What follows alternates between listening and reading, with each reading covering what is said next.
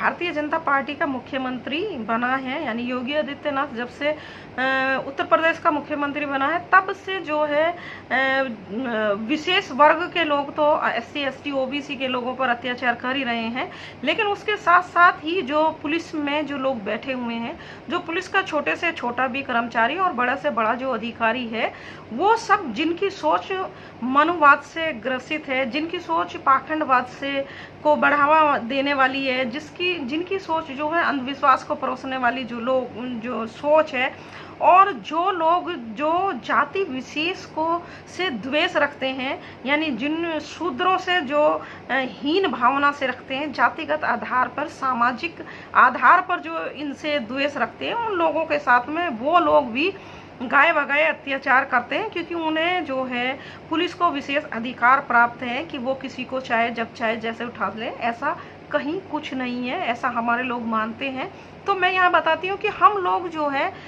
जहाँ भी हम लोग कमज़ोर पड़ते हैं, वहाँ हम इस वजह से कमज़ोर पड़ते हैं कि हमें किसी भी मामले की या किसी कानून की जानकारी नहीं होती है, यानी ज्ञान के अभाव में हम लोग कमज़ोर हो जाते हैं और हम किसी से जो है तर्क नहीं कर सकते, हम किसी से पूछ नहीं सकते हैं। तो मैं यहाँ जो बताना चाहती हूँ कि अपने SC ST OBC के लोगों को कि जब भी पुलिस आपके घर में, जब भी कोई भी, चाहे थाने की पुलिस हो या किसी अन्य थाने की पुलिस हो, तो जब भी कोई पुलिस आपके घर में आती है और वो घर में आकर मुलजिमान को, किसी को भी जो वो कहते हैं कि हाँ मुलजिम है या अपराधी है, वो उसे गिरफ्तार करने के लिए आती है, तो आप सबसे पहले उससे ये पूछिए कि हमने जिस व्यक्ति को आप गिरफ्तार कर रहे हैं उसने कौन सा अपराध करा है और आपके पास में कहाँ अरेस्ट वारंट है। आप बिना अरेस्ट वारंट के कैसे आप हमें गिरफ्तार कर सकते हैं, बिना नोटिस के, बिना सूचना के आप हमें कैसे गिरफ्तार कर सकते हैं। तो सबसे पहले तो आप ये उनसे जानकारी करें। दूसरा, इसमें एक ये है कि 41 CRPC में ये है कि जहाँ संगीन मामले हैं, जहाँ कत्ल जैसे वारदात होती हैं, जहाँ बलात्कार जैसे अपराध होते हैं, जहाँ 307 के अपराध होते हैं, यानी और जहाँ 304 के अपराध होते हैं, यानी जहाँ गंभीर प्रकृति का अपराध है, तो वहाँ पुलिस को राइट है, पुलिस को अधिकार है कि वो बिना वारंट के, बिना नोटिस के भी वो किसी उस अपराधी को गिरफ्तार कर सकती है। लेकिन जहां ऐसे असंज्ञेय मामले होते हैं, उन मामलों में जो है पुलिस बिना अरेस्ट वारंट के गिरफ्तार नहीं कर सकती। तो ये आप उससे जानकारी कर सकते हैं, लेकिन ये जब आप उनसे पूछेंगे तो पुलिस वाले भी आपको बताने के लिए बाध्य होंगे, क्योंकि ये जो सरकार है, जो स्टेट सरकार है या भारत सरकार है, ये जो है आम जनता और आम नागरिक की नौकर है। इसी तरीके से ये पुलिस वाले भी आम जनता और आम नागरिक के नौकर हैं, इनसे डरना बिल्कुल भी नहीं है। अब बात आ जाती है कि जब वो गिरफ्तार कर लेते हैं, यही मैं ये क्लियर करना चाहती हूँ कि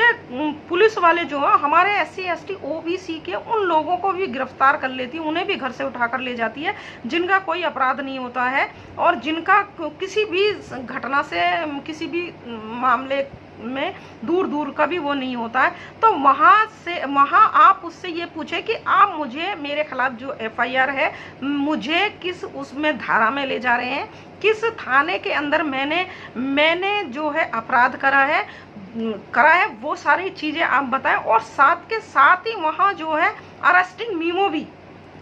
मीमो होती है, जो अरेस्ट करा जाता है मुलजिम को, तो उसमें जो है एक पर्चा होता है, उसमें लिखा होता है कि गिरफ्तार करने वाले का नाम, गिरफ्तार करने वाले का पिता का नाम, आयु, जाति, अपराध किस थाने का, और गिरफ्तार करने वाला कौन व्यक्ति है, कौन अधिकारी है, उस अधिकारी का नाम, उसका पद का नाम, ये सारी चीज़ें लिखी रहती है। तो यहाँ एक आप अरेस्टिंग मीमो भी मौके पर ही बनाने के लिए जो है पुलिस जो अधिकारी है या जो भी आपको गिरफ्तार कर रहा है वो बाध्य है, उसको वहीं ही अरेस्टिंग मीमो मौके पर ही बनाने के लिए आपको बोलना है। और जिनको बिना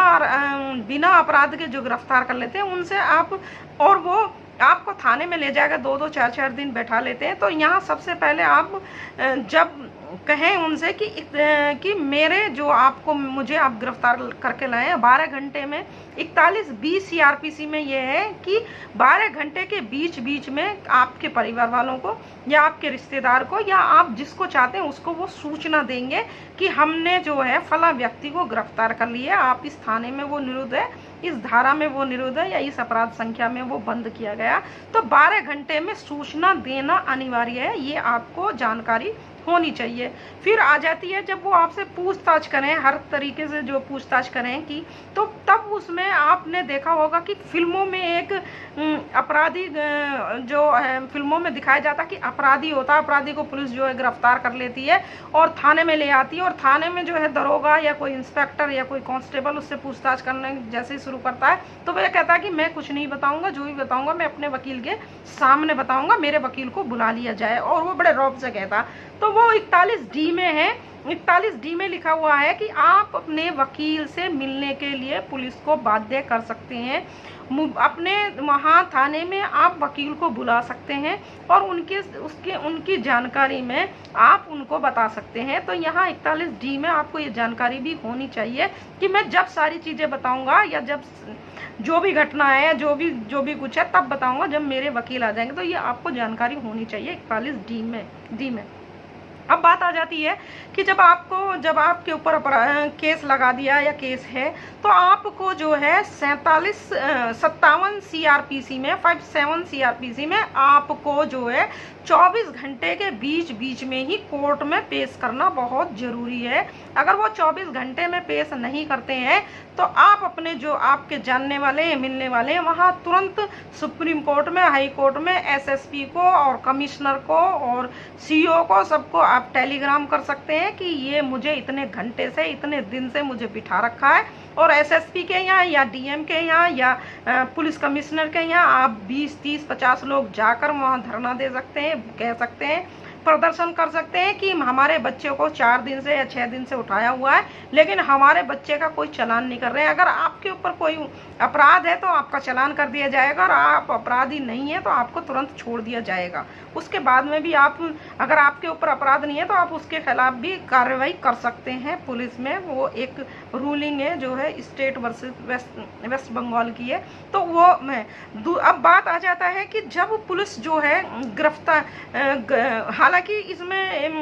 लोग कंफ्यूज होते हैं कि गिरफ्तार कर लेते हैं और वहाँ मजिस्ट्रेट वो 24 घंटे में तो पेश करेंगे, लेकिन जो कहते हैं पुलिस ने रिमांड पे ले रखा, कुछ लोग कंफ्यूज होता है कि पुलिस रिमांड पे चल रहे, जब तक वो मजिस्ट्रेट के सामने पेश नहीं किया जाएगा तब तक कोई रिमांड नहीं होता, रिमांड नहीं ले सकती है पुलिस। अगर वो रिमांड लेती है तो पुलिस को जो है मजिस्ट्रेट के सामने अपराधी को या उस व्यक्ति को वहाँ पेश करना पड़ेगा। तब 161 CRPC में अदालत में जो है संबंधित दरोगा को, जिस केस की वो छानबीन कर रहा वो दरोगा, उसमें एप्लीकेशन लगाएगा, तब जाके उसको एक PC मिलेगा, यानी पुलिस रिमांड तब मिलेगा, उससे पहले नहीं मिलेगा। 100 पुलिस कस्टडी जिसको बोलते हैं वो मिलेगी, अदरवाइज तो वो थाने में 24 घंटे में पेश करना ही पड़ेगा। अब बात आ जाती है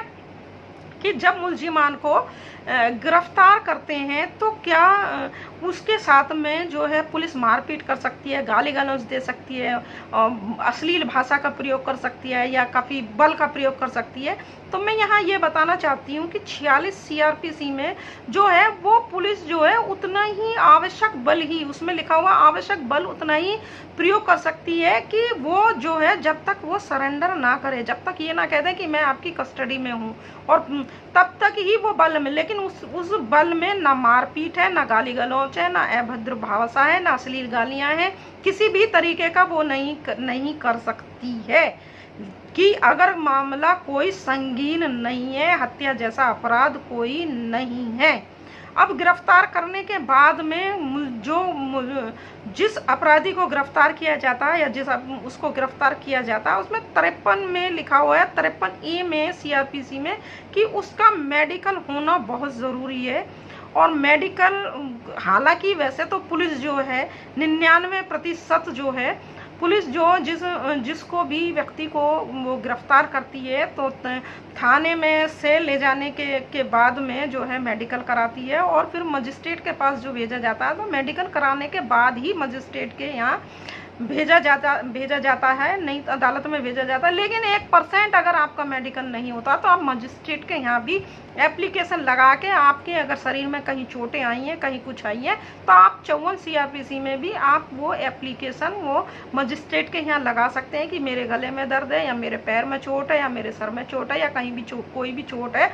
तो वहाँ भी आप मेडिकल के लिए खुद खुलकर बोलें और कहें कि मेरे। अब बात आ जाती है कि महिलाओं को जो है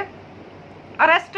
कर लेती है पुलिस, रात में भी अरेस्ट कर लेती है और महिलाओं को कई कई दिन थाने की हवालात बना रखी है उसमें बिठाए रखते हैं। या बहुत से पुलिस आजकल क्या कल्चर चल रही है, आजकल क्या वो चल रहा है कि जो है महिलाएं जो वहाँ पुलिस कर्मचारी जो महिलाएं होती हैं उनके पास छोड़ देती है या थाने में उनको बुला दिया जाता है। ऐसा नहीं है, ऐसा नहीं कर सकती पुलिस। जो है किसी भी महिला को सूर्य अस्त होने के बाद और सूर्य उदय तक के बीच में किसी भी महिला को गिरफ्तार नहीं कर सकती। हमला महिला को जो गर्भ से है उसको पुलिस जो है गिरफ्तार नहीं कर सकती। हाँ, विशेष परिस्थितियां अगर आ जाती हैं तो विशेष परिस्थितियों में वो अनुमति लेने के बाद ही गिरफ्तार करेगी। और जिस महिला को गिरफ्तार किया है उसको या वहाँ पर मजिस्ट्रेट के सामने पेश करना बहुत ज़रूरी है। अब बात आ जाती है यहाँ, ये लोग कुछ लोग ये भी पूछते हैं, जानना चाहते हैं कि छुट्टियों में हमें गिरफ्तार कर लिया जाता है, तो छुट्टियों में भी किसी को जब गिरफ्तार कर लिया जाता है तो छुट्टियों में भी एक रिमांड मजिस्ट्रेट बैठता है, तो उसके सामने भी पुलिस को, रिमांड मजिस्ट्रेट के सामने भी अपराधी को या जिस व्यक्ति को गिरफ्तार किया जाता है उसको पेश करना ही है। यानी कुल मिला के जो है चाहे कोई भी किसी भी तरह की कोई बात हो जाए, लेकिन जिसको गिरफ्तार किया उसे 24 घंटे के बीच में अगर आप जागरूक हैं, आप जानते हैं, आपको जानकारी है, तो आपके जो जानने वाले या कोई भी है उसको 24 घंटे के बीच में मजिस्ट्रेट के सामने कोर्ट में पेश करना बहुत ज़रूरी है। अदरवाइज तो जो पुलिस अगर ऐसा नहीं करते तो उसके खिलाफ कानूनी कार्रवाई की जा सकती है, उसकी नौकरी तक जा सकती है। अगर ये कहते हैं कि भी छुट्टी है तो वो मजिस्ट्रेट जो रिमांड मजिस्ट्रेट बैठा होगा वहाँ पेश करेगा या फिर उसके घर जाके उस पर पेश किया जाएगा। लेकिन किसी भी शाम दाम दंड भेद कुछ भी नीति अपनानी पड़े पुलिस वालों को 24 घंटे में मुलजिम को कोर्ट में भेजना ही पड़ेगा। अगर वो ऐसा नहीं करते हैं तो उसके खिलाफ कानूनी कार्रवाई की जा सकती है। तो मैं यहाँ ये बताना चाहती हूँ कि मेरे जो SC ST OBC के जो लोग हैं वो पुलिस से बिल्कुल ना डरें। अगर आपने कोई अपराध नहीं करा है आपको पुलिस गिरफ्तार नहीं कर सकती है, इसलिए नहीं कर सकती है कि आपको ये सब कानून की सारी जानकारी होनी चाहिए, आपको ये सब ध्यान में रखना चाहिए, आपको बिल्कुल भी नहीं डरना चाहिए अगर आपने कोई अपराध नहीं करा है तो। और अगर आपने कोई अपराध करा है तो आपको गिरफ्तारी के समय उनसे पूछना है। सारी ये जो जानकारी मैंने आपको बताई है ये सारी जानकारी आपके पूरे परिवार को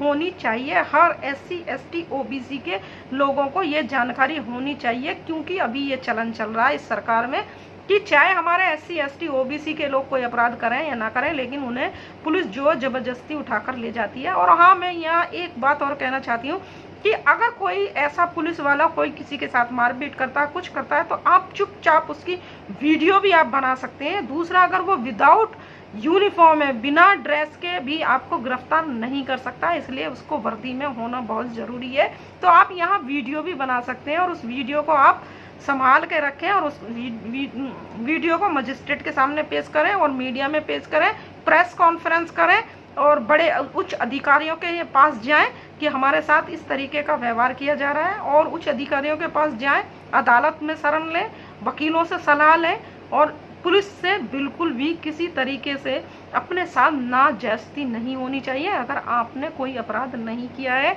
और अपराध किया है तो भी आपको ये सारी जानकारी होनी चाहिए कि क्या मैंने अपराध करा है, कौन सी धारा है, कौन से समय है, घटना मैंने कहाँ करी है, मेरी अरेस्टिंग मीमो वहीं मौके पर बनाओ, उसमें जो गवाह हैं वो जो वहाँ के वो लोग होंगे आपके आसपास के। और गिरफ्तारी के समय आपको ये भी ध्यान रखना है कि आप जब मुलजिमान आप लोगों को किसी को भी गिरफ्तार कर रही है पुलिस, तो उसकी भी तलाशी वहाँ के अधिकारी जो साथ में आए वो आपस में भी एक दूसरे के पुलिस वाले वो क्या कहते हैं अपनी वो कराएं, जांच कराएं कि उनके पास कोई ऐसा सामान नहीं है, उनके पास कोई ऐसा वो नहीं है। और आप तब जाकर ये सारी जब जानकारी होंगी तब जाकर आप पुलिस वालों से भिड़ सकते हैं। लेकिन भिड़ने का मतलब मेरा यहाँ ये कहना नहीं है कि आप उनसे बहुत ज़्यादा बदतमीजी करें या उनके साथ किसी तरीके का बुरी व्यवहार करें। लेकिन भिड़ने का मतलब ये है कि जब आपको जानकारी होगी, आपके अंदर आत्मविश्वास होगा, आपके अंदर कॉन्फिडेंस होगा, तो आप अपने मामले में अपने आप को सुरक्षित रख सकते हैं। दूसरे के साथ जो पुलिस नाजायज़ी कर रही है उसके बीच में आप इंटरफेयर करके उसको भी बचा सकते हैं नाजायज़ होने का जो है। तो इसलिए आपको ये सारी चीज़ें जानकारी होनी चाहिए। हर परिवार को, SC ST OBC के सभी लोगों को ये सारी जानकारियाँ होनी चाहिए। अंत में आप सब लोगों को मेरा जय भीम, नमो बुद्धाय। अगर आपने अभी तक हमारा चैनल सब्सक्राइब नहीं किया है तो सब्सक्राइब करें और घंटी का बटन बिल्कुल भी दबाना ना भूलें ताकि सभी लेटेस्ट खबरें पहुंच सकें आप पे सबसे पहले।